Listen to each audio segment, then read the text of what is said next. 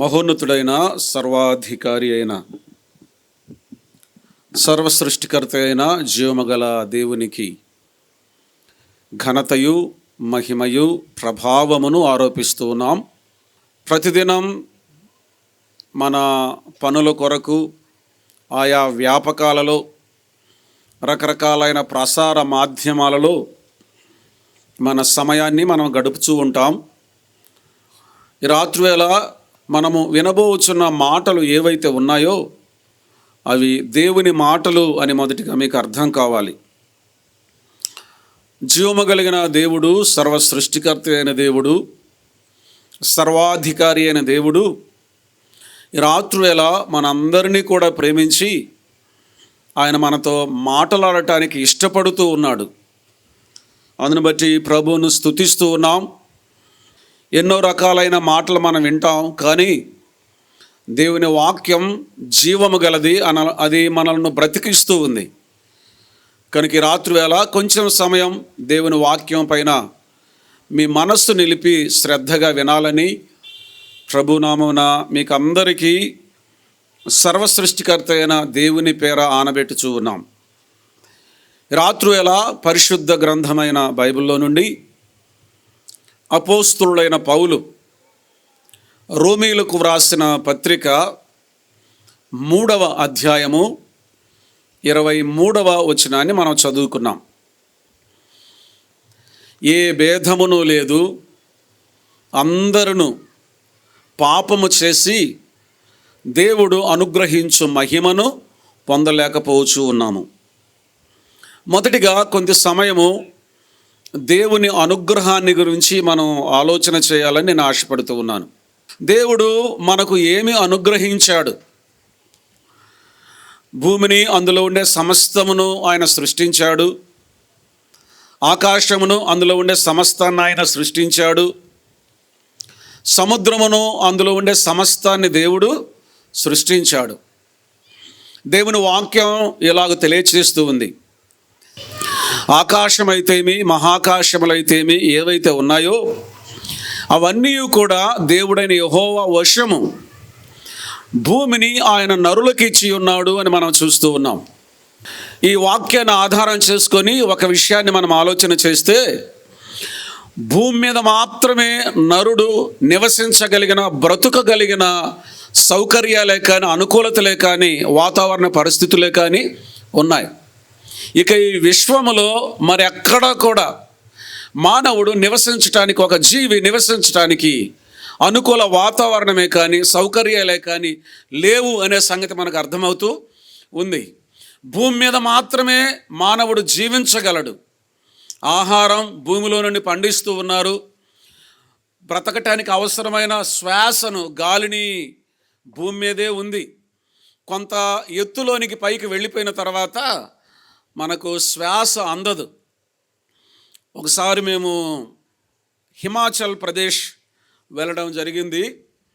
ఆ హిమాచల్ ప్రదేశ్లో చాలా ఎత్తైన కొండలు ఉన్నాయి. ఆ ఎత్తైన కొండలలో అన్నిటికంటే ఎత్తైన ఒక పర్వతం ఉంది. ఆ పర్వతాన్ని రోహతంగ్ పాస్ అని అంటారు. జలోరి పాస్ అనేటువంటి ఒక స్థలం ఉంది. అక్కడికి కూడా వెళ్ళాము. చాలా చల్లగా ఉంటుంది.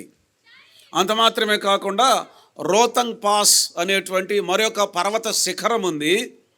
అక్కడికి మేము వెళ్ళలేదు, కానీ అక్కడి వారు చెప్పిన విషయం ఏమిటంటే, ఆ రోహతంగ్ పాస్ అనేటువంటి పర్వత శిఖరానికి ఎక్కినట్లయితే అక్కడ సరిగా ఆక్సిజన్ అందదు.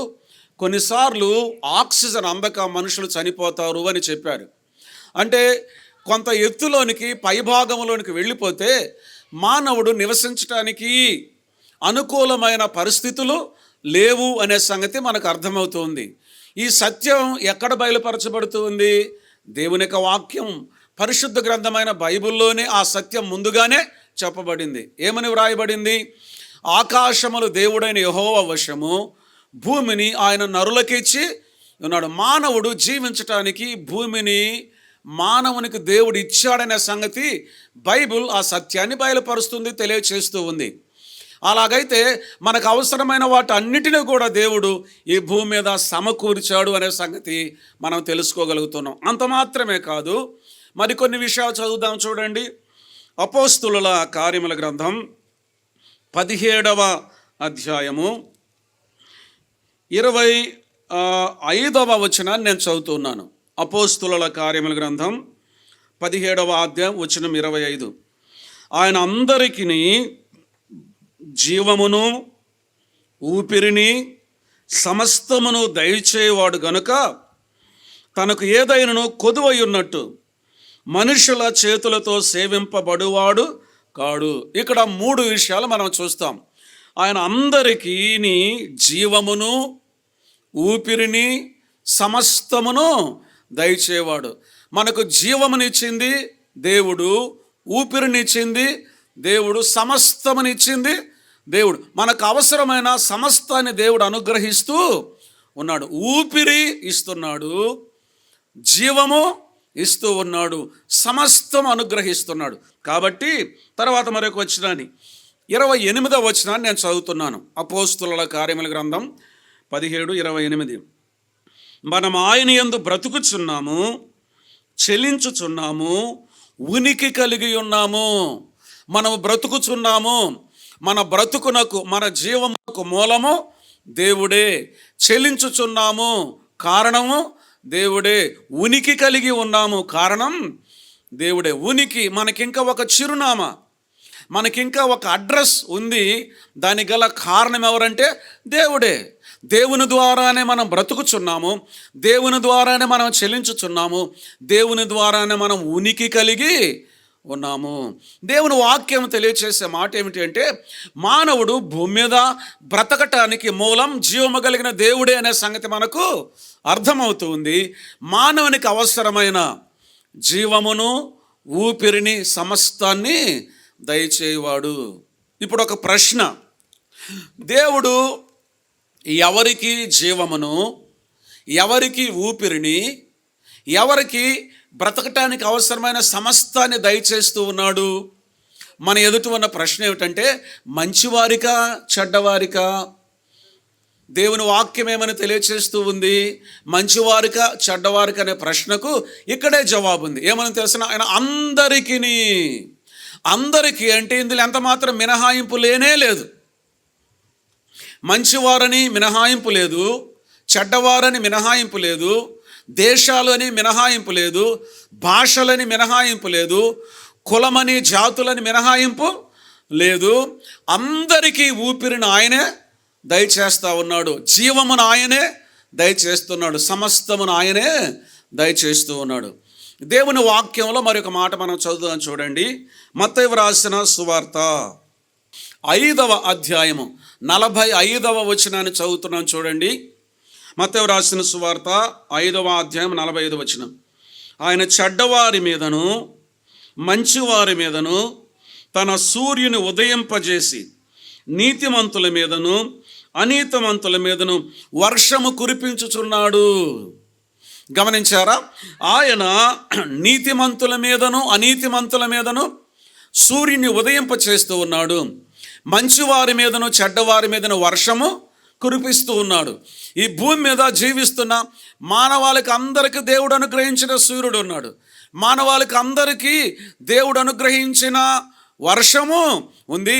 మంచివారు చెడ్డవారని మినహాయింపు లేదు. అందరినీ కాపాడేవాడు, అందరినీ రక్షించేవాడు దేవుడే అనే సంగతి బైబిల్ గ్రంథం తెలియజేస్తూ ఉంది. మరి ఒక మాట కూడా చదువుదాం. చూడండి, తిమోతికి వ్రాసినటువంటి మొదటి పత్రిక 4వ అధ్యాయము 10వ వచనాన్ని నేను చదువుతున్నాను. మనుషులకు అందరికీ రక్షకుడును, మరి విశేషముగా విశ్వాసులకు రక్షకుడునైన జీవము గల దేవుని యందు మనం నిరీక్షణ నుంచి ఉన్నాము గనుక ఇందు నిమిత్తం ప్రయాసముతో పాటుపడుచున్నాము. ఒక్క మాట చదివిన వాక్యంలో నుండి మీ ఎదుటికి నేను తీసుకొని వస్తున్నాను. మనుషులందరికీ రక్షకుడును. గమనించండి, మనుషులందరినీ రక్షించేది దేవుడే. మనం ఇంకా ప్రాణముతో ఉన్నాము, ఇంకా బ్రతికి ఉన్నాము గల కారణం దేవుడే.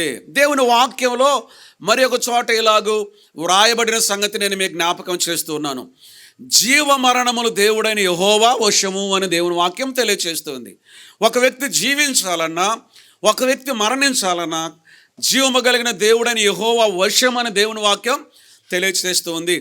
దేవుడు అనుగ్రహించకపోతే, ఒకవేళ దేవుడు కనుక నీ లెక్క ముగిస్తే ఈ రాత్రి వేళ ఏమైపోతుంది? నీ లెక్క ముగియబడుతూ ఉంది, ఉండటానికి అవకాశం లేదు. ఒక రాజు పాపములో పొర్లాడుతూ తన దగ్గర ఉన్నటువంటి అధికారులు అందరితో కూడా పాపం చేస్తూ తప్పు చేస్తూ ఉండగా దేవుడు అతని లెక్క ముగించాడు. ఆయన పేరు బెల్షజర్. ఒక వ్యక్తి యొక్క లెక్కను దేవుడు ముగించాడు అనుకోండి, ఇంకెంత మాత్రం ఆ వ్యక్తి భూమి మీద జీవించడానికి అవకాశం లేదు. జీవమరణములు దేవుడని యెహోవా వశము. కానీ ఇంకనూ మనం బ్రతికి ఉన్నాం, జీవించుచున్నాము, ఉనికి కలిగి ఉన్నాము. గల కారణం ఏమిటంటే దేవుని అనుగ్రహం అనే సంగతి ఈ రాత్రి వేళ నేను మీకు జ్ఞాపకం చేస్తూ ఉన్నాను. దేవుడు నీకు ఏమనుగ్రహిస్తాడు? ఒక విషయాన్ని మనం ఆలోచన చేస్తే, దేవుడు నీకు ప్రాణాన్ని అనుగ్రహించాడు, బ్రతుకును అనుగ్రహించాడు, నిన్నింకను సజీవునిగా భూమి మీద ఉంచాడు. ఈ విషయాన్ని మొదటిగా మనకు అర్థం కావాలి. రెండవదిగా మనం ఇంకొక విషయాన్ని కూడా ఆలోచన చేయాలని మనం చేస్తున్నాను. దేవుడు ఎవరి ప్రార్థనను ఆలకిస్తాడు, ఎవరు అడిగితే వారికి ఆయన అనుగ్రహిస్తాడు. ఎవరు ప్రార్థన చేస్తే అనుగ్రహిస్తాడు, వారు అడిగినవి అనుగ్రహిస్తాడు. దేవుని వాక్యం ఏమి తెలియచేస్తూ ఉంది. చాలామంది ఇలాగ ప్రార్థన చేస్తూ ఉంటారు, దేవునిని వేడుకుంటూ ఉంటారు. దేవా మాకు అది కావాలి, ఇది కావాలి అని, లేకపోతే అవసరాల నిమిత్తమే కానీ, ఆరోగ్యం నిమిత్తమే కానీ, లేక ఈ భూమి మీద కావలసిన వాటినే కానీ మానవుడు దేవుని అడుగుతూ ఉంటాడు. దేవుడు ఎవరికి అనుగ్రహిస్తాడు? మంచివారికి అనుగ్రహిస్తాడా? చెడ్డవారికి అనుగ్రహిస్తాడా? నీతిమంతులకు అనుగ్రహిస్తాడా? అనీతిమంతులకు అనుగ్రహిస్తాడా? లేక ఇలాగూ నేను సూటిగా అడగాలనుకుంటున్నాను, దేవుడు ఎవరి ప్రార్థన ఆలకిస్తాడు? లేకపోతే విన్నపం అక్కరలో ఉండి అడిగితే ఎవరి మనవి వింటాడు ఆయన? ఒక సంభవం నేను మీకు జ్ఞాపకం చేస్తాను. లూకా రాసినటువంటి సువార్త 17వ అధ్యాయంలో ఒక సంఘటన జరిగింది. ప్రభువైన యేసుక్రీస్తు వారు ఆయన మార్గమున వెళుతూ ఉండగా 10 మంది కుష్ఠరోగులు ఆయనకు ఎదురయ్యారు. వారు దూరమున నిలవబడి, ఎందుకంటే ఒక కుష్ఠరోగి దగ్గరికి రావడానికి అవకాశం లేదు, వారు వెలివేయబడిన వారు దూరమున నిలవబడి ఇలాగ అంటా ఉన్నారు, యేసు నీకు ఇష్టమైతే మమ్మను శుద్ధినిగా చేయగలవు అని వేడుకున్నారు, అడిగారు. అప్పుడు ప్రభువైన యేసుక్రీస్తు వారు వారితో ఏమి చెప్పాడంటే, మీరు వెళ్ళి మీ దేహమును యాజకునికి కనపరుచుకొనుడి అని చెప్పారు. కారణం ఏంటంటే, వెలివేయబడిన కుష్ఠరోగి మరలా యాజకుని యొద్దకు వెళ్ళి ఆ కుష్ఠరోగం నయమైంది, బాగైంది, స్వస్థత కలిగింది అనే ఒక ధ్రువపత్రాన్ని, సర్టిఫికేట్ తెచ్చుకుంటేనే మరలా వారిని సమాజంలోనికి అనుమతిస్తారు. కనుక వారు యాజకుని దగ్గరకు వెళుతూ ఉండగా మార్గ మధ్యంలోని వారి కుష్ఠరోగం అంతా కూడా బాగైపోయింది, నయమైపోయింది. యేసుక్రీస్తు ప్రభువారు 10 మంది కుష్ఠరోగులను స్వస్థపరిచాడు. అంతవరకు శరీరములో, కాలికి, చేతులకు, వ్రేళ్లల్లో చీము, రక్తస్రావము జరుగుతూ ఉండగా దుర్వాసనతోటి, దురదతోటి, నొప్పులతోటి విపరీతంగా బాధపడి వారి దేహాలన్నీ కూడా ఒక్కసారిగా ఆరోగ్యాన్ని పొందాయి. ఆ దుర్వాసన లేదు, ఆ దురద లేదు, లేక ఆ బాధ లేదు, స్వస్థత కలిగింది, ఆరోగ్యం కలిగింది. ఎంత సంతోషం వాళ్ళకు. అయితే గమనించండి, ఆ 10 మందిలో స్వస్థత పొందిన ఒక వ్యక్తి, ఒక కుష్ఠరోగం మాత్రం ప్రభువైన యేసుక్రీస్తు వారి యొద్దకు తిరిగి వచ్చాడు. ఆయన ఎదుట సాగిలపడి దేవుణ్ణి మహిమపరిచాడు అని మనం చూస్తాం. గమనించండి, 10 మంది యేసుక్రీస్తు ప్రభు వారికి ఎదురైనప్పుడు 10 మంది ఆయనను అడిగారు, వేడుకున్నారు. ఎంతమంది మనవి ప్రభు విన్నాడు? 9 మంది మనం విన్నాడా? ఆ ఒక్కడి మనం విన్నాడా? లేక 10 మంది మనం విన్నాడా? 10 మంది యొక్క మనవి విన్నాడు. స్వస్థత 10 మందికి అనుగ్రహించాడా, లేక తిరిగి వచ్చిన ఒక్కడికేనా? 10 మందికి స్వస్థత అనుగ్రహించాడు. అంత మాత్రమే కాదు, వారు స్వస్థత పొందిన తర్వాత ఒక్కడు మాత్రమే తిరిగి వస్తాడు, మిగిలిన 9 మంది తిరిగి రారు అనే సంగతి ప్రభువుకు ముందు తెలుసా తెలియదా? నిశ్చయముగా తెలుసు. అందుని గురించి దేవుని యొక్క వాక్యంలో యోహాను వ్రాసిన సువార్త 2వ అధ్యాయంలో ఇలాగుంది, ఆయన మనుషుని ఆంతర్యమును ఎరిగినవాడు. ఏ మనుషుడు ఆయన గురించి సాక్ష్యమైన అవసరము లేదు. ఆయన ఆంతర్యమును ఎరిగినవాడు, భవిష్యత్తును ఎరిగినవాడు. కానీ 9 మంది తన యొద్దకు తిరిగి రారు అనే సంగతి ఆయన ఎరిగినప్పటికీ కూడా ఆ 9 మంది కూడా స్వస్థతను ప్రభువు అనుగ్రహించాడు. కారణం ఏంటి? వారందరూ కూడా ప్రభువుకు మొర్రపెట్టుకున్నారు, దేవునికి మొర్రపెట్టుకున్నారు. ఓ క్రీస్తునందు ప్రియమైన వారాల, ఈ రాత్రి వేళ ఈ సందర్భంలో మరొక విషయాన్ని నేను మీ ఎదుట ఉంచాలనుకుంటున్నాను. అక్కరలో ఉన్నవారు దేవుని వేడుకుంటే దేవుడు కనికరిస్తాడు. ఒకవేళ మీ విన్నపాన్ని ఆయన అనుగ్రహించే అవకాశం కూడా ఉంది. మీకు అర్థం కావటానికి ఉదాహరణకి ఇలాగ చెప్తాను, వినండి. ఒక వ్యక్తి తీవ్రమైన ఆకలితో ఉండి మీ ఇంటి గుమ్మం దగ్గరికి వచ్చి, అమ్మ చాలా ఆకలిగా ఉంది, నాకు కొంచెం అన్నం పెట్టు అంటే మీరు పెడతారా పెట్టరా? మీరు చెప్పకపోయినా కూడా నేను మీ పక్షాన చెప్తున్నా, పెడతారు మీరు. కారణం ఏంటో తెలిసిన, ఆ వ్యక్తి యొక్క బాధను చూచినప్పుడు, ఆ వ్యక్తి ఆకలిని మీరు చూచినప్పుడు వారి మీద కొంత దయ కలుగుతుంది, కనికరము కలుగుతుంది. కోపడతానో విసుక్కుంటానో ఏదో ఒక విధంగా మీరు వారికి ఆహారం పెడతారు. ఒక మనుష్యుడే కొంత జాలిని ఒక వ్యక్తి పట్ల చూపించగలిగినప్పుడు దేవుడు జాలి కలిగినవాడు, దయ కలిగినవాడు, కనికరము కలిగినవాడు. కాబట్టి మీ అవసరతలు ఆయనకు చెప్పుకుంటే ఆయన తన చిత్తాన్ని బట్టి మీ అవసరాలు అనుగ్రహించే అవకాశం ఉంది. ఇంకొక మాట నేను మీద ఉంచాలనుకుంటున్నాను మన అంశంలోనికి రావడానికి. దేవుని విషయంలో చాలామంది కలిగి ఉన్న ఆలోచన ఇదే. ఏ ఆలోచన కలిగి ఉన్నారు? మొదటిది, దేవుడు మమ్మను కాపాడాలి, మాకు ఆయుష్ను ఇవ్వాలి, దేవుడు మమ్మను పోషించాలి, మా అవసరాలు తీర్చాలి. ఈ మాటలు వింటున్నటువంటి వారు, ఇక్కడ ఉంటున్నటువంటి వారు దీనికి జవాబు చెప్పండి. దేవుని యొద్ద నుండి మీరు ఆశించేది, దేవుని యొద్ద నుండి మీరు కోరుకునేది ఇవేనా కాదా? ఆరోగ్యాన్ని కోరుకుంటారు, అవసరాలు కోరుకుంటారు, లేక ఏదైనా ఉన్నత స్థితికి వెళ్ళాలని కూడా ఆశపడతారు, కోరుకుంటారు. ఆపదలో ఉన్నప్పుడు కూడా దేవుడు కావాలని కోరుకుంటారు. కొంతమంది దేవునికి ఏకంగా ఈ పేరు పెట్టేశాడు. ఏం పేరు పెట్టేశారంటే ఆపద మొక్కుల వాడు అని పేరు పెట్టేశారు దేవునికి. ఆపదలో మమ్మల్ని ఆదుకుంటాడని దేవునికి పేరు పెట్టారు. మీ ఎదుట నేను ఉంచాలనుకునే విషయం ఏమిటంటే, దేవుడు మీకు ఏం అనుగ్రహించాలని మీరు కోరుకుంటున్నారు, మీరు ఆశపడతా ఉన్నారు. ఒక వ్యక్తిని మీ జ్ఞాపకంలోనికి తీసుకుని వస్తాను రాత్రి వేళ. ఆదికాండం 28వ అధ్యాయంలో మీరేం తీయనవసరం లేదు, వినండి. యాకోబు అనే ఒక వ్యక్తి ఉన్నాడు. తండ్రి దగ్గర నుంచి, తల్లి దగ్గర నుంచి, అన్న దగ్గర నుంచి పారిపోతూ ఉన్నాడు. ఒక స్థలానికి వచ్చాడు. ఆయన పేరు మార్చాడులేండి. ముందు ఆ స్థలం పేరు లూజు. ఆ రాత్రి వేళ ఒక రాయిని తలగడగా చేసుకొని నిద్రపోతూ ఉండగా దైవ దర్శనం యాకోబునకు కలిగింది. ఆయన కలిగిన దర్శనం ఏమిటంటే, భూమిని ఆకాశమును కలుపుతున్న ఒక నిచ్చెన కనిపించింది. దేవుని యొక్క దూతలు ఆ నిచ్చెనకు పైగా ఎక్కుచూ దిగుచూ ఉన్నారు. దేవుడు పరము నుండి యాకోబుతో మాట్లాడాడు.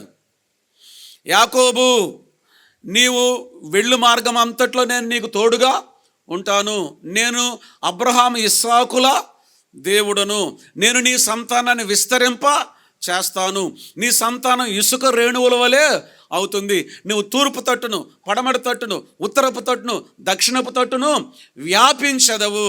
నీ మూలముగా భూమి మీదనున్న సమస్త వంశములు ఆశీర్వదించబడును అని దేవుడు యాకోబునకు వాగ్దానం చేశాడు. నిద్ర మేలుకున్నాడు, భయపడ్డాడు. ఎందుకు తెలుసునా? నిశ్చయముగా దేవుడి స్థలమందు ఉన్నాడు. ఇక్కడ దేవుడు ఉన్నాడని భయపడ్డాడు. దేవుడు ఉన్నాడని భయపడి దేవునికి ఒక మొక్కుబడి చేసుకున్నాడు యాకోబు. ఏమని మొక్కుబడి చేశాడో తెలిసిన? ఆయన అన్నాడు, దేవా, నేను వెళ్ళు మార్గం అంతటిలో నీవు నాకు తోడయుండి తినుటకు ఆహారమును, ధరించుకొనుటకు వస్త్రములను నీవు నాకు దయచేసిన ఎడల నీవు నాకు దేవుడవై ఉందువు. నీవు నాకిచ్చి యావత్తులో 10వ వంతు నేను నీకు చెల్లిస్తాను అని అన్నాడు. నీవు నాకు గనక 100 ఇస్తే దాంట్లో 10 నేను నీకు ఇస్తాను అని అన్నాడు. ఇక్కడ నేను మీదట ఉంచాలనుకున్న విషయం ఏంటంటే, దేవుని యొద్ద నుండి యాకోబు ఏమి పొందాలని ఆశిస్తున్నాడు? దేవుడు తనకి ఏం అనుగ్రహించాలనుకుంటున్నాడు? యాకోబు కాపుదల, నేను వెళ్ళు మార్గం అంతటిలో నీవు నాకు తోడయుండి తినటానికి ఆహారము, ధరించుకోవటానికి వస్త్రాలు. యాకోబు దేవుణ్ణి ఏమడుగుతా ఉన్నాడు? ఇలా చెప్తే బాగుంటుంది, భావనను చెప్తే ఇంకా బాగుంటుంది. హిందీలో రోటీ, కపడా और మకాన్, అవి 3 కదా అడుగుతున్నాడు. రోటీ అంటే ఏంటి చెప్పండి? ఆహారము. కపడా అంటే వస్త్రాలు. మకాన్ అంటే ఒక నివాసం, ఒక కాపుదలను యాకోబు అడుగుతూ ఉన్నాడు. దేవుని యొద్ద నుండి యాకోబు అనుగ్రహాన్ని కోరుకుంటున్నాడు. ఏమి కోరుకుంటున్నాడు? కాపుదల, వస్త్రము, నివాసం. మరలా ఈ ప్రశ్న నేను అడుగుతున్నాను, దేవుడు నీకు ఏం అనుగ్రహించాలని కోరుకుంటూ ఉన్నావు? చాలామంది నాకు ఆహారం ఇస్తే చాలు, వస్త్రాలు ఇస్తే చాలు, విద్య చాలు, ఉద్యోగము చాలు, ఐశ్వర్యము చాలు. ధనము కోరుకుండేవారు లేరా? అధికారం కోరుకునేవారు లేరా? లేక ఉద్యోగాలు కోరుకునేవారు లేరా? వివాహాలు కోరుకునేవారు లేరా? ఇక లోకంలో ఉన్నత స్థాయికి వెళ్ళాలని కోరుకునేవారు లేరా? ఆహారం, వస్త్రం, నివాసాలు మనకు అవసరమే లేండి. నేను మిమ్మల్ని అడగాలనుకున్న విషయం ఏంటంటే, దేవుని యొద్ద నుండి మీరేం కోరుకుంటున్నారు? దేవుడు మీకు ఏం అనుగ్రహించాలని ఆశిస్తూ ఉన్నారు? రాత్రి వేళ నేను మీకు చెప్పాలనుకున్న విషయం ఏంటంటే, మనము దేవుని యొద్ద నుండి ఏ అనుగ్రహాన్నైతే కోరుకుంటూ ఉన్నామో అవి చాలా చిన్నది. మనం దేవుని యొద్ద నుండి ఆశించే, కోరుకునే ఎలా ఉంటాయి అంటే, ఒక వ్యక్తి ప్రధానమంత్రి దర్శనాన్ని కోరుకున్నాడంట. ప్రధానమంత్రి దగ్గరికి వెళ్ళాలి, ఆయన చూడాలి, ఆయన దగ్గర నాకు ఒక కోరిక ఉంది అని అన్నాడంట. మెట్టికి ఇలాగూ ప్రయాసపడి ప్రయత్నం చేసి చివరికి ప్రధానమంత్రిని కలుసుకున్నాడు. ఆ ప్రధానమంత్రి అన్నాడు, చాలా ప్రయాసపడి చాలా కష్టపడి నా దగ్గరికి వచ్చావు, నీకేం కావాలో చెప్పు, నేనేమి ఇవ్వాలనుకుంటున్నావు అంటే ఆయన అడిగాడు, సార్ ₹1 ఇవ్వండి సార్ అన్నాడంట. ఏం కోరుకున్నాడు? ఏం కావాలంట? ₹1 ఇవ్వాలి. ఎలా ఉంటుంది చెప్పండి మీకు? అది వివేచన కలిగిందా, లేక వివేక శూన్యంగా ఉంది ఆ కోరిక, లేక జ్ఞానము కలిగిన కోరిక, లేకపోతే అజ్ఞానంతో కూడిన కోరిక? సరే, మెట్టుకు దేవుడు మీకు ఏమనుగ్రహించాలని మీరు కోరుకుంటూ ఉన్నారు? క్రీస్తునందు ప్రియమైన వారలారా, మనము దేవుని యొద్ద నుండి కావాలని కోరుకునేవి వేరు, దేవుడు మనకు అనుగ్రహించాలనుకునేవి వేరు. మనం అడిగినా అడగకపోయినా దేవుడు మనకు అనుగ్రహించేవి ఉన్నాయి. దేవుని యొద్ద నుండి మనం ఆశించేది వేరు, దేవుడు మనకి ఇవ్వాలనుకున్నది వేరు. ఆ మాట చదువుదాం, చూడండి. యెషయా గ్రంథం 55వ అధ్యాయంలోనికి రండి. యెషయా గ్రంథం 55వ అధ్యాయము 8వ వచనం 9వ వచనాన్ని నేను చదువుతున్నాను. యెషయా 55:8-9. నా తలంపులు మీ తలంపుల వంటివి కావు, మీ త్రోవలు నా త్రోవల వంటివి కావు, ఇదే యెహోవా వాక్కు. ఆకాశములు భూమికి పైన ఎంత ఎత్తుగా ఉన్నవో మీ మార్గముల కంటే నా మార్గములు, మీ తలంపుల కంటే నా తలంపులు అంత ఎత్తుగా ఉన్నవి. గమనించారా? దేవుడు మానవుడితో మాట్లాడుతూ ఉన్నాడు. ప్రియమైన వారలారా, మీ తలంపులు వేరు, నా తలంపులు వేరు, మీ మార్గములు వేరు, నా మార్గములు వేరు. మీ తలంపులకు నా తలంపులకు, మీ మార్గమునకు నా మార్గానికి ఎంత వ్యత్యాసం ఉంది, ఎంత తేడా ఉంది. ఎంత వ్యత్యాసం తేడా ఉందంటే ఆకాశమునకు భూమికి మధ్యలో ఎంత దూరం ఉంది, ఎంత వ్యత్యాసం ఉంది. మీ తలంపులకు నా తలంపులకు ఆకాశముకు భూమికి మధ్యలో ఉన్నంత వ్యత్యాసము, అంత తేడా ఉంది. నేను మీ ఎడల కలిగి ఉన్న ఆలోచనలు వేరు, మీరు నా యొద్ద నుండి పొందాలనుకున్న ఆలోచనలు వేరు. ఇప్పుడు నేను చెప్తున్నాను వినండి. యాకోబునకు దేవుడు ఏమని వాగ్దానం చేశాడు? నేను అబ్రహాము ఇస్సాకు దేవుడను, నీ సంతానమును ఇసుక రేణువుల వలె విస్తరింప చేస్తాను. నీవు తూర్పు తట్టును, పడమటి తట్టును, ఉత్తరపు తట్టును, దక్షిణపు తట్టును వ్యాపించదవు. నీ మూలముగా భూమి మీద ఉన్న సమస్త వంశములు ఆశీర్వదించబడును. నేను నీతో చెప్పినది నెరవేర్చే వరకు నేను నిన్ను విడవను అని అన్నాడు. యాకోబు ఏం కోరుకున్నాడు చెప్పండి? ఉన్నారా మీరు ఇక్కడ? నేను వెళ్ళు మార్గమంతటిలో నీవు నాకు తోడయ్యుండి, తినుటకు ఆహారమును, ధరించుకొనుటకు వస్త్రములను నీవు నాకు దయచేసిన యెడల నీవు నాకు దేవుడవై ఉండు. ప్రశ్న ఏమిటంటే, దేవుడు యాకోబునకు చేసిన వాగ్దానం గొప్పదా, లేక యాకోబు దేవునితో చేసుకున్న మొక్కుబడి గొప్పదా? తప్పు చెప్పిన కేసు పెట్టను. ప్రశ్న ఏమిటంటే, దేవుడు యాకోబునకు చేసిన వాగ్దానము గొప్పదా, యాకోబు దేవునితో చేసుకున్న మొక్కుబడి గొప్పదా? నిశ్చయముగా దేవుడు యాకోబుకు చేసిన వాగ్దానమే గొప్పది. ఏమన్నాడు? నేను నీతో చెప్పినది నెరవేర్చే వరకు నేను నిన్ను విడవను. అద్భుతమైన, అమూల్యమైన, ఉన్నతమైన వాగ్దానాన్ని దేవుడు యాకోబుకు చేస్తే యాకోబు ఏమంటున్నాడు?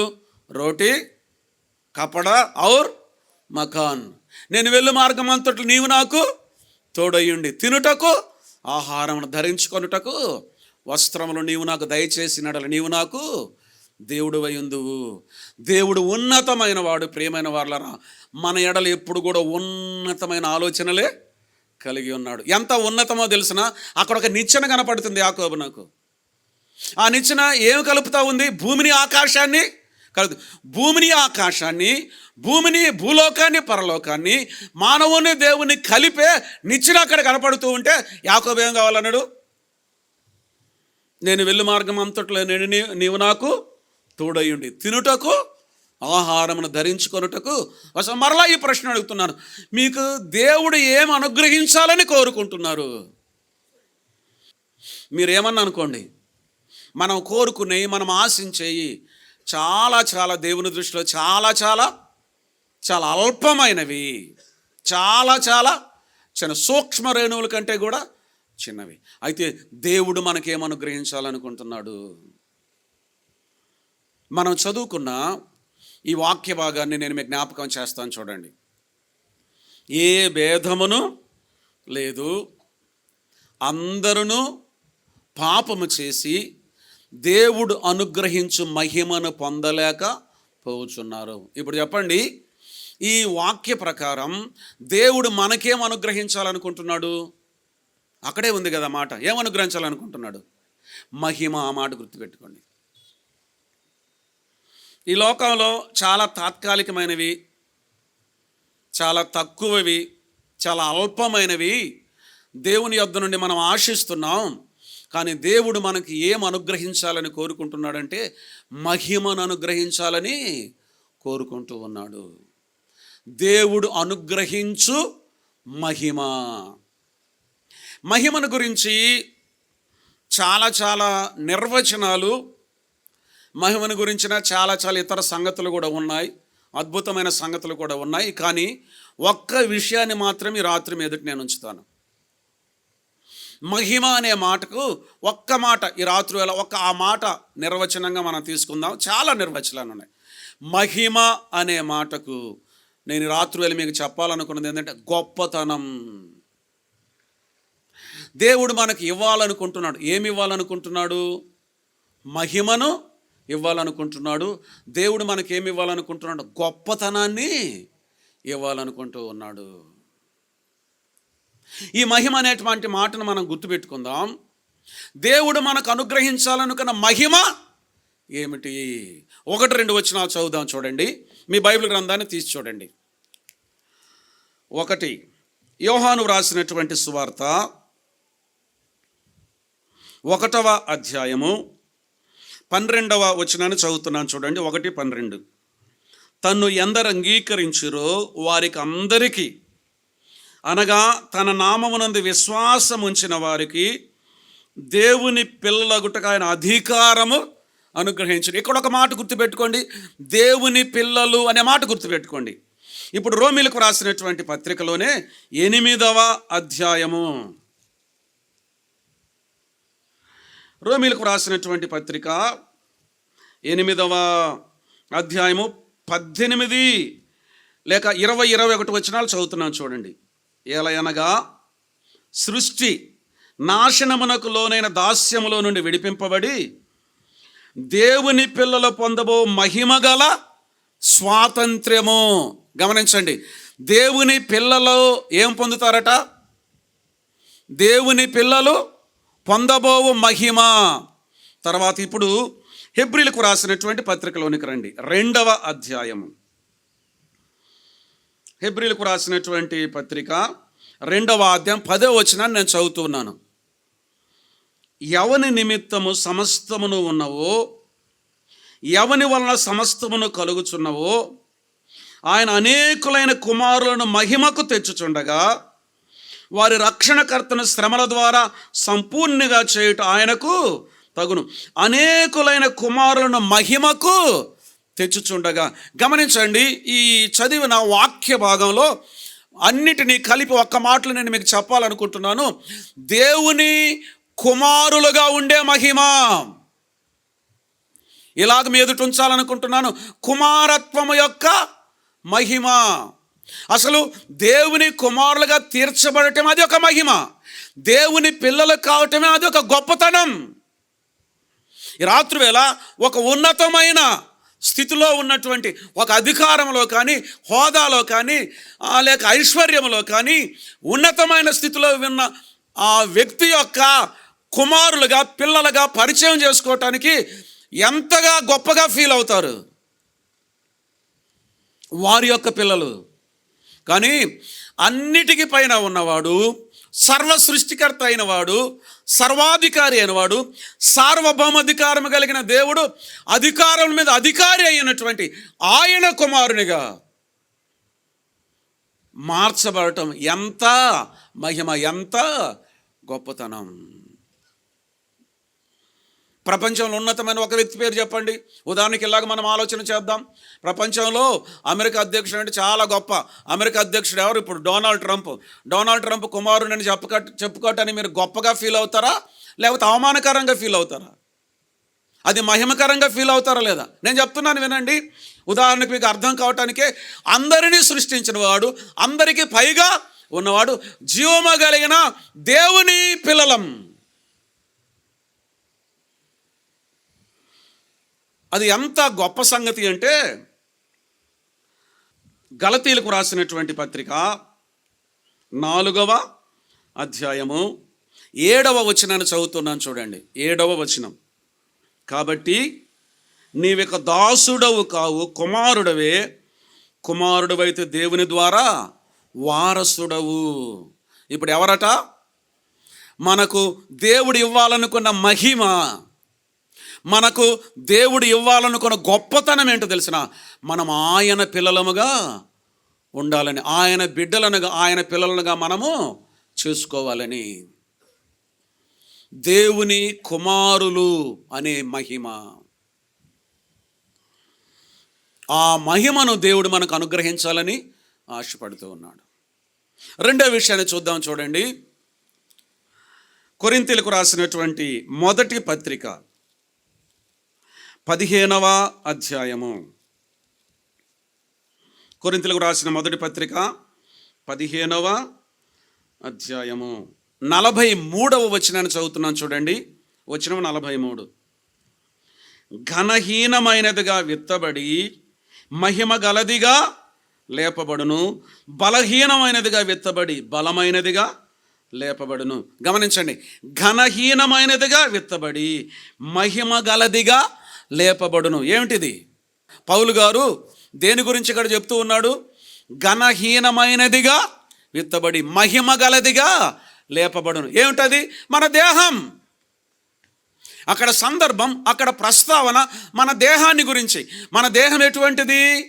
ఘనహీనమైనది. మన దేహం ఎటువంటిది? బలహీనమైనది. ఎన్ని రకాల రుగ్మతలు, ఎన్ని రకాల శోధనలు, ఎన్ని రకాల అనారోగ్యాలు, ఎన్ని రకాల శ్రమల యొక్క జీవితం ఈ యొక్క శరీరమందు, ఈ దేహమందు. అయితే దేవుడు ఏం చేయాలనుకుంటున్నాడు తెలిసిన? ఈ భయంకరమైన రుగ్మతలతోనూ బలహీనమైనటువంటి పరిస్థితుల్లో ఉన్న ఈ యొక్క దేహాన్ని ఆయన మహిమగల దేహముగా మార్చాలనుకుంటూ ఉన్నాడు. ఇంకా అక్కడ బలహీనతలు లేవు, ఘనహీనత లేదు, రుగ్మత లేదు, కష్టము లేదు, బాధ లేదు, శ్రమ లేదు. మానవుని యొక్క జీవితం భూమి మీద ఎటువంటిదో తెలుసా? 90వ కీర్తనలో మోషే ఇలాగ అన్నాడు, మా ఆయుష్కాలము 70 సంవత్సరములు, అధిక బలమున్న ఎడల 80 సంవత్సరములుగును. ఆయనను వాటి వైభవము బీపీ షుగరే, అర్థమయ్యే భాషలో చెప్పాలంటే వాటి వైభవం ఆయాసము దుఃఖం. ఇవి రెండు మాత్రమే కాదు, ఇంకా అనేక బలహీనతలు ఉన్నాయి ఈ యొక్క దేహంలో. కానీ దేవుడు మనకేమనుగ్రహించాలనుకుంటున్నాడు తెలిసిన? అమ్మ బాబు ఉన్నారు ఇక్కడ, మహిమగల దేహాన్ని. అందులో ఇంక ఏ రుగ్మతలు లేదు, అందులో ఏ అనారోగ్యాలు లేదు, మరణమే లేదు. మహిమగల దేహాన్ని, కుమారత్వపు మహిమను అనుగ్రహించాలనుకుంటున్నాడు. మహిమగల దేహాన్ని అనుగ్రహించాలనుకుంటున్నాడు. ఘనహీనమైనదిగా విత్తబడి ఘనమైనదిగా లేపబడును. మరొక్క విషయాన్ని నేను మీకు చూపిస్తాను చూడండి. ప్రకటన గ్రంథం, బైబిల్ గ్రంథంలో చివరి పుస్తకంలోనికి మనం వెళ్దాం. ప్రకటన గ్రంథం 21వ అధ్యాయము 23వ వచనాన్ని చదువుతున్నాను. ప్రకటన 21:23. ఆ పట్టణములో ప్రకాశించుటకై సూర్యుడైనను చంద్రుడైనను దానికి అక్కరలేదు, దేవుని మహిమయే దానిలో ప్రకాశించుచున్నది, గొర్రెపిల్లయే దానికి దీపం. ఆ పట్టణములో ప్రకాశించుటకై సూర్యుడైనను చంద్రుడైనను దానికి అక్కర, దేవుని మహిమ దానిలో ప్రకాశించున్నది. దేవుని మహిమ గల పట్టణం. ఆ మహిమగల పట్టణాన్ని దేవుడు మనకి ఇవ్వాలనుకుంటున్నాడు. అది శాశ్వతమైనది, ముగింపు లేనటువంటి పట్టణం. ఎల్లకాలము, శాశ్వత కాలము నుండి శాశ్వత కాలం వరకు ఉండేది. గమనించండి. ఒకటి, కుమారత్వపు మహిమ. నిన్ను నన్ను ఆయన తన పిల్లలుగా చేసుకోవాలనుకుంటున్నాడు, తన కుమారునిగా చేసుకోవాలనుకుంటున్నాడు, తనకు వారసులనుగా చేసుకోవాలనుకుంటున్నాడు. మహిమగల దేవుని పిల్లలు ఏమవుతారు? మహిమగలవారు అవుతారు. కుమారత్వపు మహిమ. దేవుని కుమారునిగా, దేవుని కుమార్తెగా తీర్చబడటమే మహిమ, గొప్పతనం. రెండవదిగా, ఈ బలహీనమైన, ఈ ఘనహీనమైన, ఈ దౌర్భాగ్యమైన, ఈ భ్రష్టమైన శరీరానికి ఏమి ఇవ్వాలనుకుంటాడు? మహిమగల దేహం, మహిమగల శరీరాన్ని.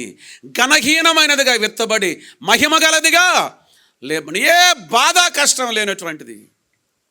ఎంత అద్భుతం అండి ఊహించుకుంటే. దేవుని వాక్యం ఇలాగ తెలియచేస్తుంది, ఆయన ప్రతివానికి అన్నిటి బాష్ప బిందువును తుడిచివేయును. మహిమగల దేహాన్ని పొందిన మనం మహిమగల పట్టణములో ప్రవేశిస్తాం. కొన్నిసార్లు కొన్ని వైద్యశాలలకు లేక కొన్ని హాస్పిటల్స్కు వెళితే ఒక్కొక్కరిని చూస్తే ఎంత బాధ కలుగుతుంది, ఎంత కష్టం కలుగు, అయ్యో అనిపిస్తుంది. ఇంకా అవసరం లేదు. ప్రియమైన వారులారా గమనించండి, ఒకానొక సమయం రాబోతుంది, దేవుడు మహిమగల దేహాన్ని ఇస్తాడు. ఒకానొక సమయం రాబోతుంది, మహిమగల పట్టణాన్ని ఇస్తాడు. గమనించండి, మహిమగల కుమారత్వపు మహిమ, దేహము యొక్క మహిమ, పట్టణము యొక్క మహిమ, దేవుని పిల్లలముగా పొందబోయే మహిమ, దేహమందు పొందే మహిమ, మహిమగల పట్టణములో ప్రవేశించబోతూ ఉన్నాం. వినండి, ఇప్పుడు ఆ వచనాన్ని నేను మీకు జ్ఞాపకం చేస్తాను. ఏ భేదమును లేదు, అందరూ పాపము చేసి దేవుడు అనుగ్రహించు మహిమను పొందలేకపోతుంది. ఇప్పుడు చెప్పండి, దేవుని యొద్ద నుండి మేము ఏం కోరుకుంటున్నారు? ఏం కావాలనుకుంటున్నారు? ఆరోగ్యం, ఇంకా విద్య, ఇంకా ఉద్యోగం, ఇంకా వివాహం, ఇంకా ఇళ్ళు వాకిళ్ళు. అవసరమా లేదా? అవసరం. దేవుని వాక్యం ఏం చెప్తుంది? ఇవన్నీ మీకు కావాలనని మీ పరలోకపు తండ్రికి తెలియను. ఎవరికి ఇస్తాడు ఆయన? నమ్మట అర్థమవుతుంది. ఎవరికి ఇస్తాడు? మానవులమైన మనమే ఎవరైనా ఒక విన్నపం చేసుకుంటే దీనంగా మనం సహాయం చేస్తాం. ఎవరికైనా సహాయం చేస్తాడు ఆయన. యెహోవా అందరికీ ఉపకారం ఉంది దేవుని యొక్క వాక్యంలో.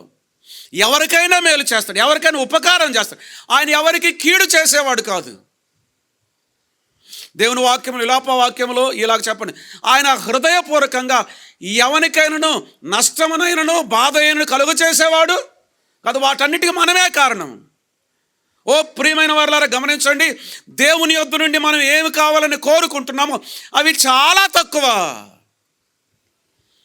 చాలా అల్పమైనవి. ఆయన వాటిని ప్రభు మనకు అనుగ్రహిస్తాడు. ఎవరికి అనుగ్రహిస్తాడు? అందరికీ అనుగ్రహిస్తాడు. యాకోబు ఏమన్నాడు? నాకు కాపుదల కావాలి, ఆహారం కావాలి, వస్త్రాలు కావాలని. కానీ పైన దేవుడు అంతగా మించిన ఏమాత్రం పొందకలేని అద్భుతమైన వాగ్దానాన్ని చేశాడు. నేను రాత్రి వేళ అడుగుతున్నాను, ప్రధానమంత్రి దగ్గర పోయి రూపాయి అడుగుతావా? అర్థమైందన్నమాట. దేవుడు మనకి ఏం అనుగ్రహించాలని కోరుకుంటున్నామో అంతకు మించిన మహిమను దేవుడు మనకు అనుగ్రహించాలని కోరుకుంటున్నాడు. దేవుని కుమారునిగా, కుమార్తెగా మహిమ. భవిష్యత్తులో మహిమ దేహాన్ని పొందుతాం. మహిమ గల పట్టణం. ఆ పట్టణాన్ని గురించి ఒక మాట చెప్పాలనుకుంటున్నాను. ఇదిగో దేవుని నివాసం మనుషులతో కూడా ఉన్నది. ఆయన వారితో కాపురం ఉండును, వారు ఆయన ప్రజలై ఉందురు, ఆయన వారికి దేవుడై ఉండును, ఆయన ప్రతివాని కన్నీటి బాష్ప బిందువును తుడిచివేయను, మరణము ఇక ఉండదు, ఏడ్పైనను దుఃఖమైనను వేదనైన ఉండనే ఉండదు. మొదటి సంఘలు గతించి పోయిన ఆ మహిమ గల పట్టణంలో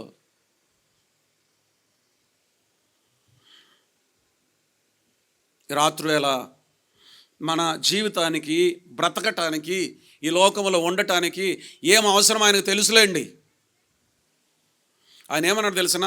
అడవి పువ్వులను చూడండి, ఆకాశ పక్షులను చూడండి. అవేం వ్యవసాయం చేయవు, అవేమి నేతగాని పని చేయవు, అయినా దేవుడు అలంకరిస్తున్నాడు, వాటికి ఆహారము ఇస్తున్నాడు. మీరు అంతకంటే శ్రేష్ఠులు. అందరికి ఆహారం ఇస్తాడండి దేవుడు. ఎవరు అడిగినా కనికరం కలిగిన వాడు కాబట్టి మేలు చేస్తాడు. కానీ దేవుని యొక్క ఆలోచన ఏంటో తెలిసిన? మన పట్ల ఆయన మనకేమి ఇవ్వాలనుకుంటున్నాడు? ఏం అనుగ్రహించాలనుకుంటున్నాడు? మహిమ. అయితే ఈ రాత్రివేళ మరొక ముఖ్యమైన విషయాన్ని చెప్పి ముగించాలని ఆశపడుతున్నాను. అసలు విషయం ఏమిటంటే, ఆ మహిమను మనం పొందకుండా ఒకటి అడ్డగిస్తూ ఉంది. ఇప్పుడు మరలా చెప్తున్నాను, అడ్డగించేది ఏంది మీరే చెప్పాలా. ఏ భేదమును లేదు, అందరూ పాపము చేసి దేవుడు అనుగ్రహించు మహిమను పొందలేకపోతూ ఉన్నారు. దేవుడు మనకు అనుగ్రహించే మహిమను మనం పొందకుండా అడ్డగించేది ఏంటి చెప్పండి? పాపం. కనుక ఆయన మన ఎడల కలిగిన ఆలోచన ఉన్నతమైనది, గొప్పది, మహిమ గలది. ఆ మహిమను పొందటానికి మధ్యలో ఏం అడ్డం వచ్చింది? పాపం అడ్డం వచ్చింది. ఆ పాపపు అడ్డుగోడను తొలగించి, ఆ పాప అనే సమస్యను పరిష్కరించి, ఆ మహిమను మనము పొందాలని ప్రభువైన యేసుక్రీస్తు వారు శరీరధారిగా భూమికి దిగి వచ్చాడు. ఆ పాపాన్ని గురించి 2 విషయాలు నేను చెప్తాను, వినండి. 1 దుర్నీతి, 2 స్వనీతి, మానవుని యొక్క పాపం. అదే రోమీలకు రాసినటువంటి పత్రిక 1వ అధ్యాయంలో ఏమనుంది? మానవుని యొక్క దుర్నీతి. ఏమిటా దుర్నీతి? సృష్టికర్తకు బదులుగా సృష్టిని పూజించి సేవించారు. అది మానవుని యొక్క దుర్నీతి. ఒకటవ అధ్యాయంలో మనం చూస్తాం. రెండవ అధ్యాయంలోనికి రాగానే స్వనీతి. యూదులు ఏమనుకుంటున్నారు తెలిసిన, మాకు దేవాలయం ఉంది, బలులు ఉన్నాయి, యాజకులు ఉన్నాయి, అర్పణలు ఉన్నాయి, సాంప్రదాయాల ఆచారాలు ఉన్నాయి, మాకేం పర్వాలేదని స్వనీతిని ఆధారం చేసుకున్నారు. ఇది ఒక పాపం. ఒకటి దుర్నీతి పాపం కాగా మరొకటి స్వనీతి అనే పాపం. అందుకే ఒకటవ అధ్యాయంలో దుర్నీతి, రెండవ అధ్యాయంలో స్వనీతి, మూడవ అధ్యాయంలోకి రాగానే ఏ నీతిమంతుడు లేడు, ఒక్కడను లేడు, ఏ మనుషుడు నీతిమంతుడు కాదు.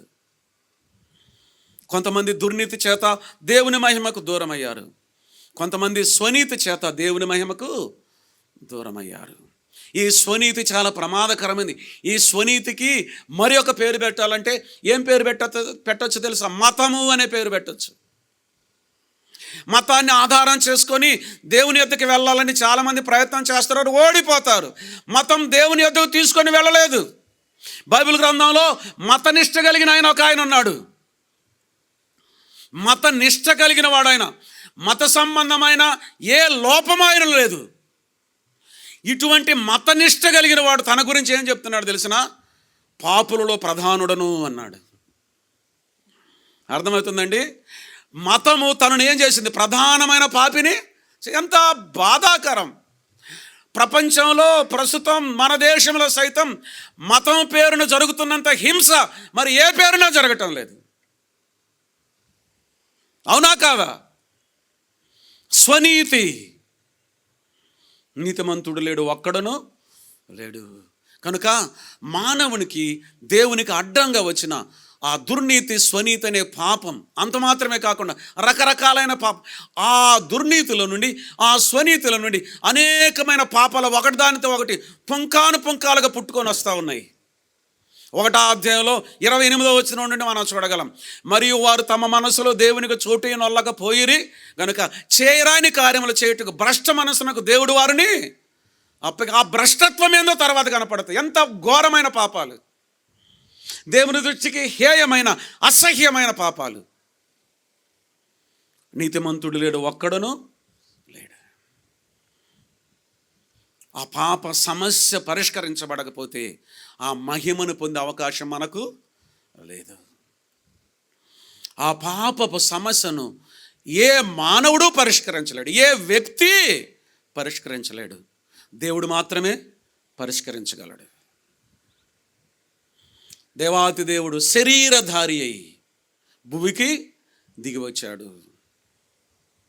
ఆయన ఎవరో తెలుసా? ఆది యందు వాక్యం ఉండిన, వాక్యము దేవుని యొద్ద ఉండిన, వాక్యము దేవుడై ఉండిన, సమస్తం ఆయన మూలముగా కలిగి ఉన్నది ఏది ఆయన లేకుండా కలగలేదు. ఆ వాక్యము శరీరధారి, సర్వ సృష్టికర్త అయిన వాడు శరీరధారిగా భూమికి. ఎందుకు? మన శరీరమందు చేసిన పాప శిక్షణ ఆయన భరించటానికి. ఎందుకు? మానవుడంటే దేవునికి ఇంత ప్రేమ. మానవుడే కదా పాపం చేసింది, మానవుడే కదా నశించిపోయేది. ఈ మహిమ లేకపోతే ఎక్కడికి పోతాడు తెలిసిన? భయంకరమైన అగ్నిగంధకములతో మండే గుండంలోనికి వెళ్ళిపోతాడు. ఎవరెవరు వెళ్ళారు తెలిసిన అక్కడికి? చదువుదాం, చూడండి. యెషయా గ్రంథం 14వ అధ్యాయంలోనికి రండి. ఆ పాతాళంలోనికి, ఆ పాప క్షమాపణ లేని వారు వెళ్ళి ఆ స్థలంలోనికి ఎవరెవరు వెళ్ళారు అంటే యెషయా గ్రంథం 14వ అధ్యాయంలోనికి రండి. 9వ వచనం నుండి చదువుతున్నాను. వచనం 9 నుండి. నీవు ప్రవేశించుచుండగానే నిన్ను ఎదుర్కొనుటకై క్రింది పాతాళం నీ విషయమై కలవరపడుచున్నది. అది నిన్ను చూచి ప్రేతలను రేపుచున్నది. భూమిలో పుట్టిన సమస్త శూరులను, జనముల రాజులను అందరినీ వారి వారి సింహాసనముల మీద నుండి లేపుచున్నది. ఏంటి లేపేది? వారి పాపం. ఎవరిని లేపుతున్నదంట? సింహాసనముల మీద ఉన్న రాజులను కూడా లేపుతూ ఉందంట. ఏంటి? సింహాసనముల మీద ఉన్న రాజులకు ఒక చోట ఆహ్వానం ఉందంట. ఎక్కడ? పాతాళములో ఆహ్వానం పలుకుతూ ఉన్నారంట. ఎవరు ఆహ్వానం పలుకుతూ ఉన్నారు? ప్రేతలు. రమ్ము రమ్ము రమ్ము. చక్రవర్తులకు దిక్కు లేదు, రాజులకు దిక్కు లేదు, సామాన్యులకు కూడా దిక్కు లేదు. అయ్యో అందరు ఇక్కడికి వస్తున్నారని పాతాళం కూడా కలవరపడుతున్నది. కారణం పాపం. మానవుడు ఆ స్థలంలోనికి వెళ్ళటం జీవము కలిగిన దేవునికి ఇష్టం లేదు. కారణం నేను అడిగాను, కారణం చెప్పగలరా? ఒకటే కారణం, దేవుడు తన స్వరూపమందు తన పోలిక చొప్పున నరుని సృజించాడు. మనమందరం ఎవరి స్వరూపములో ఎవరి పోలికను సృష్టించబడ్డాం? దేవుని పోలిక. కనుక మనం ఏమై ఉన్నాం? దేవుని పిల్లలమయ్యాం. కానీ ఒక మనుష్యుడు ఏం చేశాడో తెలిసిన? ఒక మనుష్యుడు పాపము చేసి మనల్ని దేవునికి దూరము చేశాడు. అయ్యో, ఆయనే మొదటి ఆదాము అని అంటారు.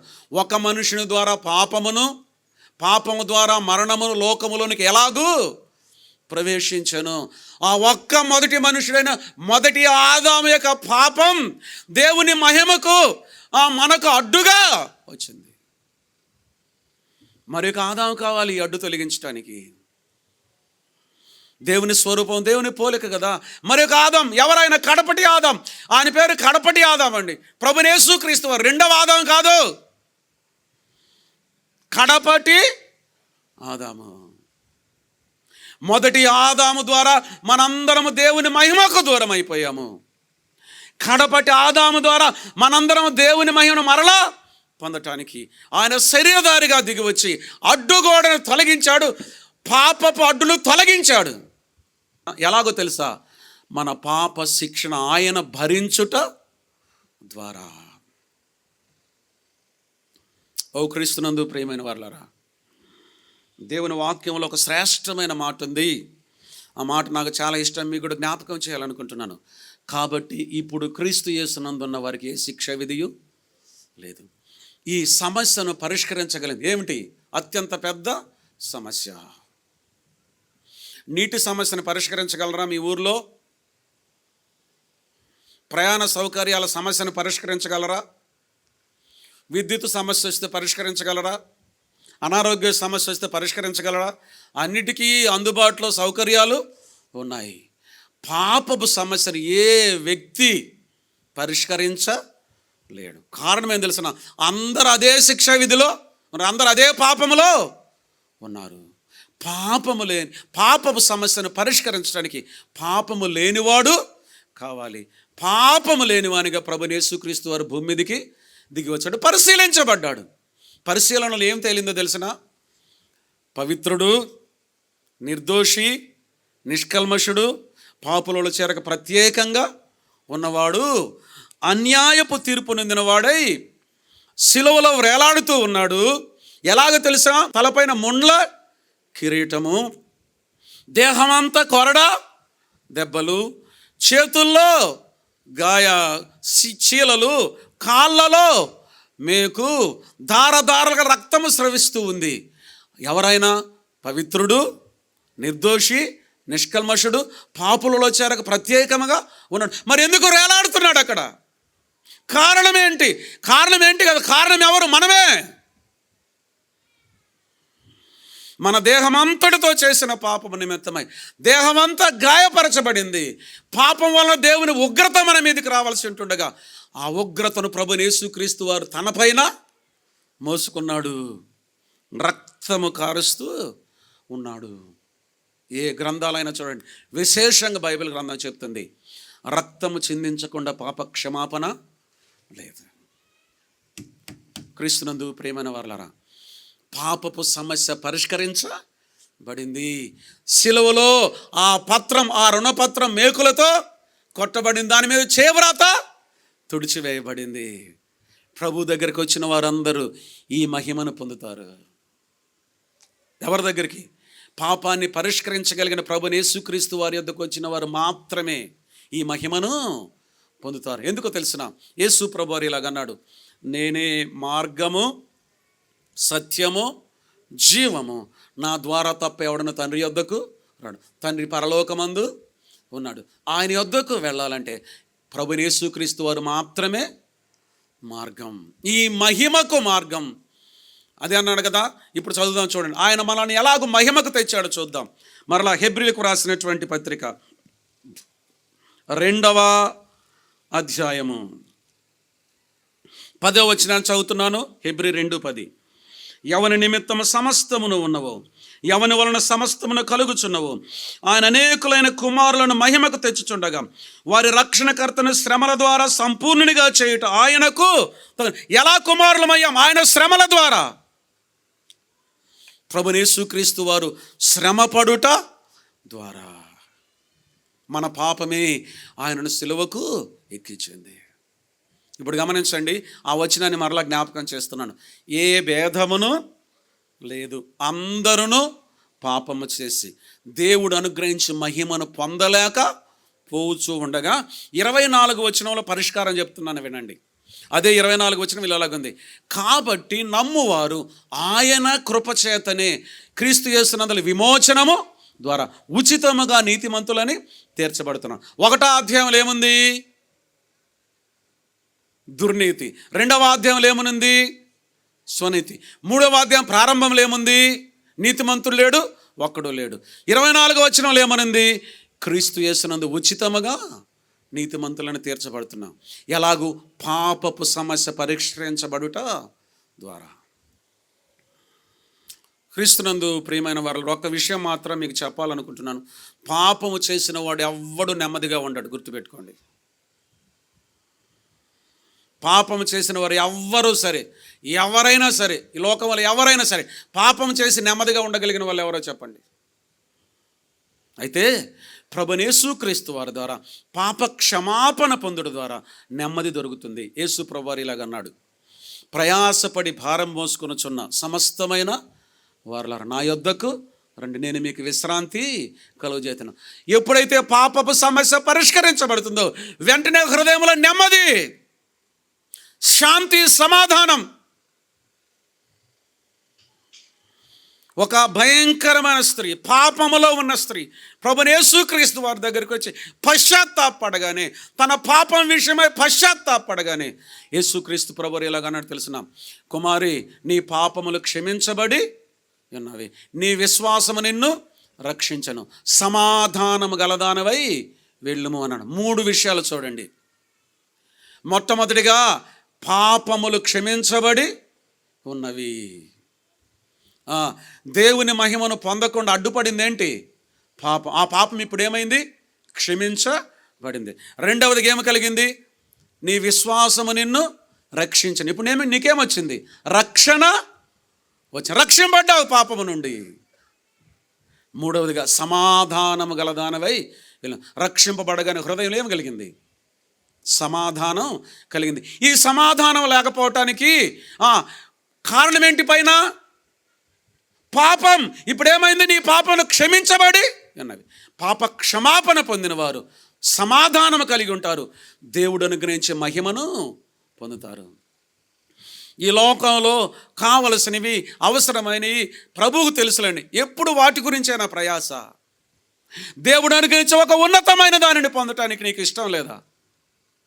యాకోబునకు దేవుడు అంత ఉన్నతమైన ప్రమాణం చేస్తే ఇంకా యాకోబు మనసు దేని మీద ఉంది? మార్గంలో నన్ను కాపాడి తినుటకు ఆహారము, ధరించుకొనుటకు వస్త్రం. ఇవన్నీ ఒకరోజు ముగిసిపోతాయి.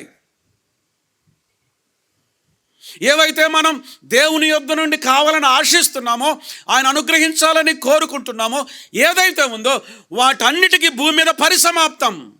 ఒకనొక సమయంలో అంతా ఆగిపోతుంది, కానీ మహిమ నిలుస్తుంది. మహిమ. ఏ మహిమ? కుమారత్వపు మహిమ. ఏ మహిమ? మహిమ దేహం. ఏ మహిమ? మహిమ గల పట్టణంలో ప్రవేశిస్తావు. నీకేం కావాలా? దేవుడు ఆపద మొక్కులవాడు కాదు, దేవుడు ఆశీర్వాదాన్ని ఇచ్చేవాడు. ఇంతకు మించిన దివ్యమైన ఆశీర్వాదం మరొకటి లేదు. ఈ సందర్భంలో మరొకటి కూడా తప్పకుండా జ్ఞాపకం చేయాలి. కారణం ఏంటి తెలిసిన? మహిమను పొందనివారు, ఈ మహిమకు పాత్రులు కానివారు, దేవుడు అనుగ్రహించే మహిమను ఒకవేళ పొందలేకపోతే నీ కొరకు మరి ఒకటి కాచుకొని ఉంది. ఏంటి చెప్పండి? శాపము. ఈ శాశ్వతమైన శాపం, భయంకరమైన శాపం ఏంటో తెలిసిన? నిత్యం అగ్నిగంధకములతో మండే అగ్ని ఆరదు పురుగు చావు, యుగాయుగములు యాతన. ఏం చూసాం యెషయా గ్రంథంలో? ప్రేతలు ఆహ్వానిస్తూ ఉన్నాయట, అగ్ని జ్వాలలు. బయటకు వచ్చే అవకాశమే లేదు. ఎంతకాలమైనా అక్కడే తట్టుకోలేని పరిస్థితి. ఈ క్షమాపణ, పాప క్షమాపణ పొంది పాపపు అడ్డుగోడను తొలగించుకోవాలంటే నీవు నేను చేయవలసింది ఏది కూడా లేదు. కేవలం ప్రభువైన క్రీస్తు యేసునందు విశ్వాసము ఉంచాలి. నీ పాపం విషయమై పశ్చాత్తాపపడి, అవును ప్రభువా నేను పాపిని, నాకు శిక్ష తగి ఉన్నది, కానీ నా శిక్షను ప్రభువైన యేసుక్రీస్తు వారు భరించాడని నా హృదయపూర్వకంగా నమ్ముతున్నాను. నా పాపముల క్షమాపణ ఆయన చిందించిన రక్తంలోని క్షమించు ప్రభు అంటే సూక్ష్మముల మోక్షం, కానీ ఖర్చు లేదు, కాళ్ళ తిప్పట్లేదు. ఉన్నపాటునే గొప్ప రక్షణ ప్రభు నీకు దయచేస్తాడు. నీ పాపముల క్షమాపణ కలుగుతుంది, హృదయంలో సమాధానం కలుగుతుంది, దేవుడు అనుగ్రహించే మహిమను పొందుతావు. అడ్డగించే పాపములను ఇంకా ఉంటావా, అనుగ్రహించే మహిమను పొందుతావా.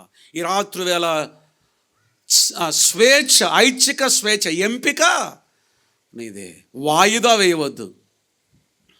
నేడైనను రేపైనను ఒకానొక పట్టణమునకు వెళ్ళి వ్యాపారం చేసి లాభము సంపాదించుకుని రండి అని చెప్పుకుని వారులారా, రేపేమి సంభవించను మీకు తెలియదు. మీ జీవం ఏ పాటిది, మీరు అంతలో కనపడి అంతలో మాయమైపోయి ఆవిరి వంటి వారే. అమ్మబాబు వినండి, రాత్రివేళ ప్రభువైన యేసుక్రీస్తు వారి యొక్క ప్రేమ కలిగిన నామమున మనవి చేస్తూ బతిమాలుతూ ఉన్నాం. దేవుడు నీకు మహిమను అనుగ్రహించాలనుకుంటున్నాడు, శాపము నుండి విడిపించాలని అనుకుంటున్నాడు, నరకము నుండి తప్పించాలనుకుంటున్నాడు, పరలోక పట్టణాన్ని ఇవ్వాలనుకుంటున్నాడు, స్వర్గ భాగ్యాన్ని ఇవ్వాలనుకుంటున్నాడు. అందుకు అవసరమైన పని అంతా ప్రభువే చేశాడు. శిలువలో రక్తం చిందించడం ద్వారా పాప పరిష్కారాన్ని జరిగించాడు. చేయవలసింది ఏంటి తెలిసిన, యేసు ప్రభువా పాపినైన నన్ను క్షమించు. నీ పాపం విషయమై నీకు నెమ్మది లేదు, నీకు అర్థమైతే ప్రభు దగ్గరికి వస్తే ఆయన క్షమిస్తాడు. నీ జవాబు ఏంటి? తెలిసి ఎరిగి విని కూడా వాయిదాలు వేస్తున్నావేమో.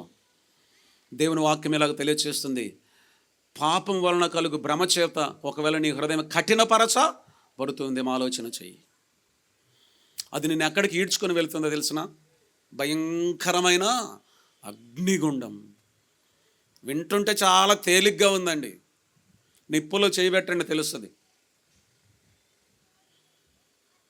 యుగాయుగం ముగింపు లేని స్థలం, పాతాళంలో ప్రేతల ఆహ్వానం, ఒకవైపు అయితే ప్రభు మహిమ. ఏం కావాలి? ఎంత ప్రేమ! మన పాప సమస్య నిమిత్తమై ఆయన శిలువలో బలి అయిపోయి మరణించి, మరణాన్ని చేసి తిరిగి లేచి పరమునకు ఆరోహణ మరలా రాబోతూ ఉన్నాడు. ఏ భేదమును లేదు, అందరూ పాపము చేసి దేవుడు అనుగ్రహించు మహిమను పొందలేకపోతుంది. కానీ ఇప్పుడు ఆ పాపపు అడ్డుగోడను తొలగించి కడపటి ఆదామైన ప్రభువైన యేసుక్రీస్తు వారు మనకు మహిమను అనుగ్రహిస్తాడు. ఆయన బిడ్డలమవుతామండి, మహిమ దేహాన్ని పొందుతామండి, మహిమ గల పట్టణములో ప్రవేశిస్తాం. ఈ మహిమ ఈ రాత్రి వేళ ప్రభు నీకు ఇస్తాడు. ఉన్నపాటినే యేసు ప్రభు పాపినైన నన్ను క్షమించు. సులువుగా, ఉచితంగా, వాయిదాలు వేయొద్దు. రేపేం జరుగుద్దో తెలియదండి. చాలా చాలా సంభవాలు జరుగుతున్నాయి. ఈరోజు కనపడ్డాడు, రేపు మాయమైపోతున్నారు. ఎవరి జీవితానికి ఎవరు నిశ్చయతను ఇవ్వలేరు. కనుక కేవలం భూమి మీద భూ సంబంధమైన వాట, ఈ లోకం మీద దేవుడు ఈ లోకంలో మనకేదో ఇస్తే మనం ఏదో కావాలని ఎప్పుడు ఈ సంకుచితమైన అల్పమైన ఈ ఆలోచనలు కాదు. దేవుడు నీకు ఇవ్వాలనుకున్న ఉన్నతమైన ఆకాశమునకు భూమికి ఎంత వ్యత్యాసం. ఆకాశమందు పరలోకములో దేవుడు నీకు స్థానం ఇవ్వాలనుకుంటాడు. నీ ఆలోచనలన్నీ భూమి మీదనే ఉన్నాయేమో. ఈ రాత్రి ఎలా ప్రభు పిలుస్తూ ఉన్నాడు. ఏం కావాలి ఇప్పుడు? దేవుని దగ్గర నుంచి ఏం కావాలి ఇప్పుడు చెప్పండి మీకు. ఇంకొక విషయాన్ని కూడా నేను చెప్తాను. ఎప్పుడైతే మనం ఆయన మహిమను పొందుతామో ఇహలోక సంబంధమైన వాటి గురించిన దిగులే లేదు. ఒక మాట నేను మీకు జ్ఞాపకం చేస్తాను, మరలా చదువుకున్న వాక్యమే. తిమోతికి రాసిన మొదటి పత్రిక 4:10 చదువుకున్నానండి. మనుషులందరికీ రక్షకుడును, మరి విశేషముగా విశ్వాసులకు రక్షకుడునైనా. ఇప్పుడు మహిమపరచబడి ఎక్కడికి వచ్చాం? విశేషమైన రక్షణలోనికి వచ్చాం. అందరికీ రక్షకుడు ఆయనే, అందరికీ దేవుడు ఆయనే, అందరికీ సృష్టికర్త ఆయన, అందరినీ కాపాడేది ఆయన, అందరికి అనుగ్రహించేది, లోకంలో కావలసిన వాటిని అనుగ్రహించేది ఆయనే. కానీ ఆయన మహిమలోనికి వచ్చిన వారికి విశేషమైన రక్షణ. ఈ రాత్రి వేళ వస్తావా? ప్రభు ప్రేమతో తన హస్తాల చాచి నిన్ను పిలుస్తూ ఉన్నాడు. ఆయన నీకు ఇవ్వాలనుకున్నది ఏంటో తెలిసిన, నువ్వు అనుకొని ఊహించిన వాటన్నిటికంటే గొప్పది, ఊహకే అందదు అంత గొప్ప మహిమ. దేవుడు అనుగ్రహించు మహిమను పొందాలనుకుంటే ఉన్న చోటుని ఉన్న పాటిని చిన్న తీర్మానం చేసుకో, గొప్ప ఆశీర్వాదం పొందుతావు. తీర్మానం చిన్నది, ఆశీర్వాదం గొప్ప. ఇంత గొప్ప రక్షణ అన్నాడు. ఒకటి, నీవు పాపివి, నీ పాప శిక్షను ఎవరు భరించాడు? యేసు ప్రభువారు భరించాడు. కనుక యేసు ప్రభువారిని వేడుకుంటే నీ పాపమున క్షమాపణ కలుగుతుంది. అడ్డగిస్తున్న దేవుని మహిమను అడ్డగిస్తున్న పాపం నీ జీవితంలో పరిష్కారం అవుతుంది. ఆయన మహిమను నీవు పొందుతావు. ఈ రాత్రి వేళ ప్రభు వచ్చిన, నీవు లోకాన్ని విడిచిన ఏం పర్వాలేదు, క్షణమాత్రం తృణప్రాయమే, కానీ శాశ్వతమైనటువంటి జీవితంలో ఎలా ఉంటాం? మహిమపరచ మహిమలో ఉంటాం, మహిమ గల పట్టణములు యుగాయుగములు ఉంటాం. ఈ రాత్రి వేళని తీర్మానం ఏమిటి?